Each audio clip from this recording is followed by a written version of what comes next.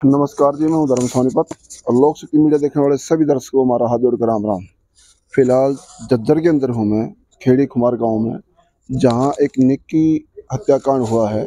यहां काफ़ी सारी मीडिया आई हुई है। अब उसके दाह संस्कार की क्रियाक्रम हो चुकी है और अभी कुछ यहाँ वो वकील साहब हैं, गांव के मौजूद आदमी सरपंच साहब हैं, उनसे बातचीत करने की कोशिश करेंगे और गाँव वाले क्या बता रहे हैं क्या नहीं, उसके बारे में, निक्की के बारे में थोड़ी ही इनसे भी जानकारी लेंगे और बातचीत करेंगे, आपके सामने लेके आएंगे।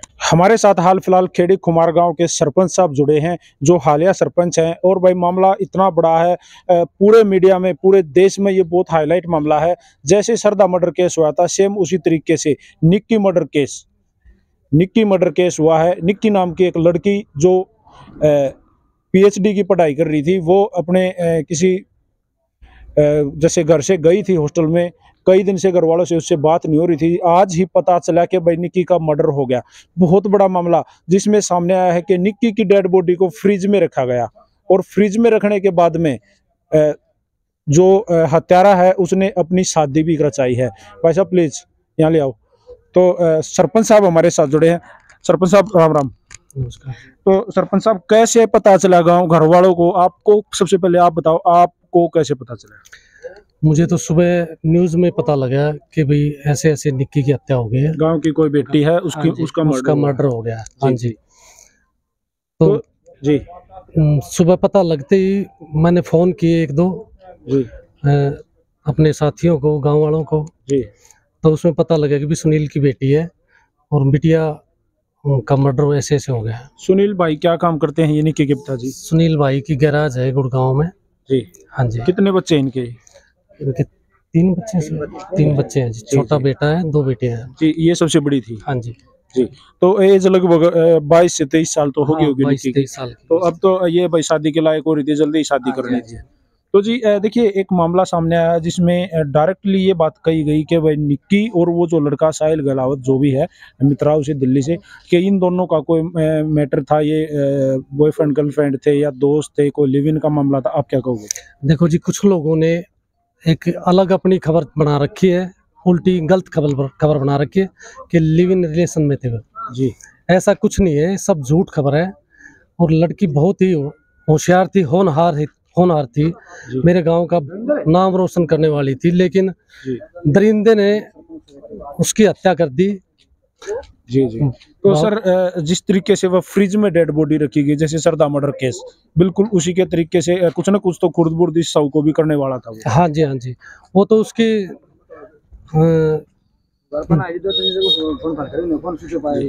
जो उसकी नीयत थी वो तो इस बात से साफ हो जाती है कि भी उसने जो फ्रिज में बॉडी रखी है तो उसको खुर्द-बुर्द करने वाला ही था वो। उसको टाइम नहीं मिला। पुलिस ने जल्दी से इंक्वायरी करके उसको पकड़ लिया, नहीं तो वो सरदा वाला एक काम करता उसके साथ। सर, जैसे आप लोग आज गए थे, डेड बॉडी लेके भी आए हो, अंतिम संस्कार क्या है, पुलिस से बात भी हुई है, तो कैसे, मतलब पुलिस को कैसे पता चला कि ऐसे ऐसे कोई मर्डर हुआ है? मतलब ये चीज वायरल कैसे हुई? वायरल तो देखो सर, 2 दिन से शायद बिटिया का फोन नहीं मिल रहा था जी।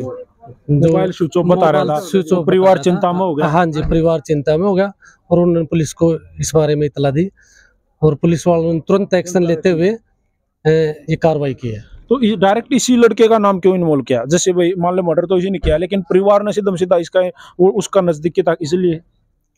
हाँ, उसके कॉलेज में पढ़ता था, हो सकता है दोस्ती हो उनकी आपस में। जी जी जी जी। तो इस वजह से परिवार को शक हुआ होगा कुछ। जी। तो सामने आया है कि मर्डर करने के बाद में फ्रिज में डेड बॉडी रखने के बाद में शादी भी करी है उसने। हाँ जी, हाँ जी, अगले दिन शादी की है, न्यूज में हमने पढ़ा। ये बहुत बड़ी बात है। हाँ जी, इसका मतलब तो ये है कि जो अपराधी था वो ये नहीं था कि भी उसने कोई कॉन्फिडेंस में था वो, कॉन्फिडेंस में कुछ नहीं है, अब वो ये तो मर्डर कर दिया, अब अपनी शादी कर लूं, बाद में इसको सेट कर दूंगा। हाँ हाँ, उसका तो टारगेट ही यही था, उसका तो टारगेट ही यही था। जी जी। वो तो एक मतलब हाँ, षड्यंत्र रचा हुआ था उसने पहले से ही। जैसे अरेस्ट तो हो गया, वो गिरफ्तार हो गया पुलिस की मार से, तो उसने बताया है, उगली है सारी सच्चाई। आगे गांव की क्या अब मंशा क्या है, गांव चाहता क्या है इस मर्डर केस में? देखो जी, गांव तो चाहता है कि उसको जल्द से जल्द फांसी हो, मौत की सजा कम से कम होनी चाहिए, ताकि दूसरों को भी मैसेज आए कि भी गलत काम करने से क्या होता है, किसी की बहन बेटी को इस तरह से कोई भी वो करोगे तो उसकी सजा कड़ी से कड़ी सजा होनी चाहिए, मौत तो कम से कम होनी चाहिए। जी, एक बार अपना परिचय हमारे दर्शकों को। मैं राजकुमार हूँ, गांव का सरपंच हूँ मैं। जी, सरपंच होने के नाते आप ये दावा करो कि गांव शांत नहीं बैठेगा? बिल्कुल नहीं बैठेगा जी, पूरा गांव इकट्ठा होके कानून लड़ाई लड़ेगा जब तक उसको कड़ी से कड़ी सजा नहीं मिल जाती। जी, तो हमारे साथ खेड़ी खुमार गांव के सरपंच जो हालिया सरपंच है वो जुड़े थे, और काफी रोष, और देखो रोष होना भी चाहिए, क्योंकि सरपंच साहब इसमें तो कौन कल अपनी बेटियों को बाहर भेजेगा? कोई नहीं भेजेगा जी, ये तो रोज के केस हो गए। हाँ जी, सरकार एक तरफ कह रही है कि बेटी बचाओ बेटी पढ़ाओ, यहाँ तो बेटी मरवाओ और जुड़वाओ। बिल्कुल बिल्कुल। इसमें ये और जोड़ना चाहिए कि बेटियों को मरवाओ, हाँ जी, ये भाई बाहर भेजो और मरवाओ। हाँ जी। तो बिल्कुल सरपंच साहब, आप बहुत अच्छे विचार आपके लगे और काफी अच्छा लगे आपसे बात करके। मैं तो ये कहूँ कि भाई अब गांव ने आपको एक प्रतिनिधि खड़ा किया है, तो जम के लड़ाई लड़ो। जी जी, थैंक यू सर। इंसान है। जी सर, नमस्ते जी। नमस्ते भाई। तो भाई वीडियो आप लोगों ने देख ली, मैं तो कहूँगा साथ के साथ तस्वीरों को शेयर करते रहिए, क्योंकि भाई मेरे बिल्कुल बैक साइड में एक बेटी की चिता जलन लग रही है, और इस तरह की चिताएं रोज जलती हैं हमारे हरियाणा में। इस तरह की चिताएं रोज जलती हैं जहां हमारी बेटियां, वापस आ जाओ भाई, जहां हमारी बेटियां सुरक्षित नहीं है। बेटी बचाओ बेटी पढ़ाओ का नारा क्या काम आया?